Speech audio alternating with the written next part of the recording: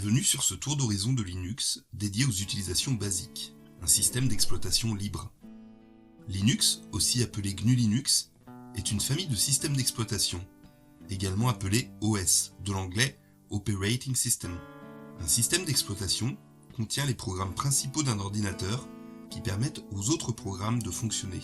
Linux ou GNU Linux est un système d'exploitation libre. Par libre, on entend la liberté d'utiliser le logiciel, la liberté de le copier, la liberté de l'étudier, la liberté de le modifier et de redistribuer les versions modifiées. L'aspect collaboratif de ce système le rend pionnier dans des modes de fonctionnement simples et sécurisés, mais auxquels nous ne sommes pas toujours habitués. Voici quelques conseils pour comprendre les bases. Généralement, on utilise soit un logiciel, traitement de texte, calculatrice, navigation web, jeux, etc. Soit un périphérique, relié à l'unité centrale de l'ordinateur. Une souris, un clavier, une imprimante, une tablette graphique, etc. Logiciel et dépendance. Pour fonctionner, un logiciel doit être installé, mais il peut aussi avoir besoin de dépendances. Les dépendances sont des programmes qui permettent au logiciel installé de fonctionner pleinement. Parmi les dépendances, on peut avoir des librairies, qui sont une collection de routines. Les routines sont des traitements, tels qu'un calcul ou une autre tâche très spécifique. On peut aussi avoir des plugins, littéralement un branchement en anglais, pour ajouter une fonctionnalité à un logiciel. Une dépendance peut être utilisée par plusieurs logiciels. Ainsi, des spécialistes d'un domaine très spécifique lié à la dépendance peuvent l'améliorer et en faire profiter tout le monde. Périphérique et pilote. Pour fonctionner, un périphérique doit être branché, mais il a aussi besoin d'un pilote. Certains pilotes sont déjà intégrés dans le système d'exploitation, car ils concernent beaucoup de monde. D'autres, pas forcément, comme pour les imprimantes, car il ne servirait à rien d'avoir tous les pilotes de toutes les imprimantes existantes. Serveur de dépôt. Sur notre ordinateur, les logiciels ont des numéros de version. Plus le numéro est grand, plus la version est récente. Notre ordinateur est connecté à des serveurs de dépôt via Internet.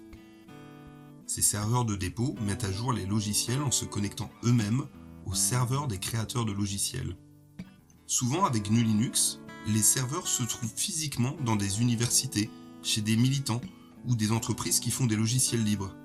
Ces serveurs de dépôt servent d'intermédiaires entre le producteur et le consommateur.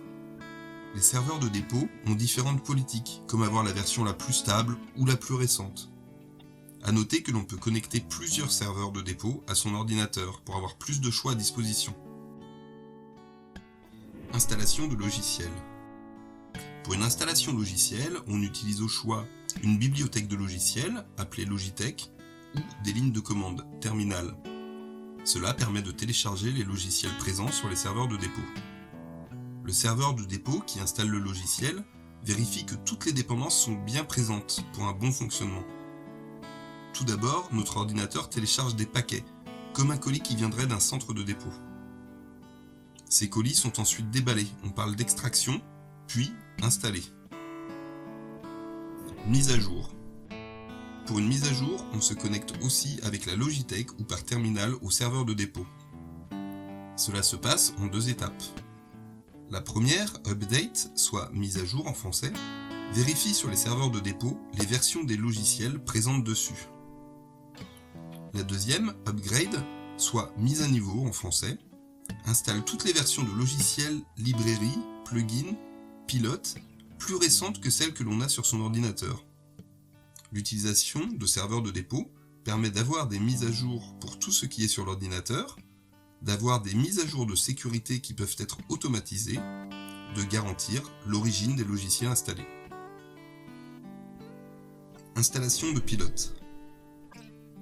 Pour les périphériques, cela est parfois plus compliqué, ou pas. On essaye d'abord de voir si le matériel est automatiquement installé. Sinon, il peut y avoir un logiciel présent dans l'ordinateur, comme pour les imprimantes, ou alors fourni par le constructeur. Si cela n'est pas le cas, il faut tout d'abord identifier le matériel, cela est souvent écrit dessus ou sur la notice. On peut aussi obtenir l'information par des logiciels ou en ligne de commande.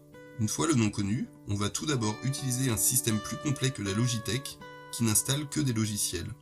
Le gestionnaire de paquets synaptiques, par exemple, contient tous les paquets installables. Ainsi, on peut chercher si un pilote existe pour notre matériel. Parfois, une recherche sur Internet avec pilote plus Linux plus nom du matériel nous indiquera ce qu'il faut installer. On peut aussi aller dans le gestionnaire de paramètres, voir si des logiciels propriétaires sont disponibles. Si on fait chou blanc, alors on va sur le site officiel du constructeur pour télécharger le pilote. Généralement, il y a une notice d'installation. Cela peut être sous forme d'un fichier, souvent appelé README, soit lisez-moi en français. Programme hors Logitech. Il se peut que l'on installe un programme sans passer par la Logitech, un logiciel, un jeu, un pilote, car il n'y est pas présent. On ira toujours sur les sites des producteurs des programmes. On peut alors se retrouver avec divers formats de fichiers. Classiquement, on peut avoir un format .snap ou .deb. Pour les installer, on ouvre le fichier avec l'installeur de logiciel. On peut avoir un .jar, il faut alors l'ouvrir avec Java. Un autre format classique est .sh. Il s'agit d'un script qui ne se lance qu'avec un terminal de commande. On peut également avoir des formats .zip, .tar, .targz. Il s'agit de fichiers compressés. L'icône montre souvent un paquet ou une fermeture éclair. On peut alors faire un clic droit dessus et les extraire pour voir leur contenu. Les jeux.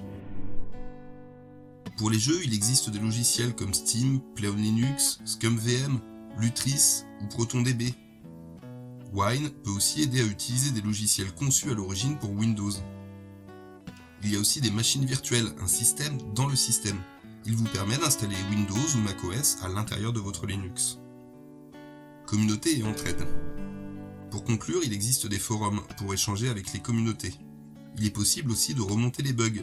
Souvent, la méthode est indiquée sur le site du constructeur du programme ou en faisant une recherche sur le web. Les bugs corrigés le sont ainsi pour tout le monde. Enfin, pour une démonstration plus visuelle et moins théorique, retrouvez les ressources en description de cette vidéo ou sur www.grenahumus.org.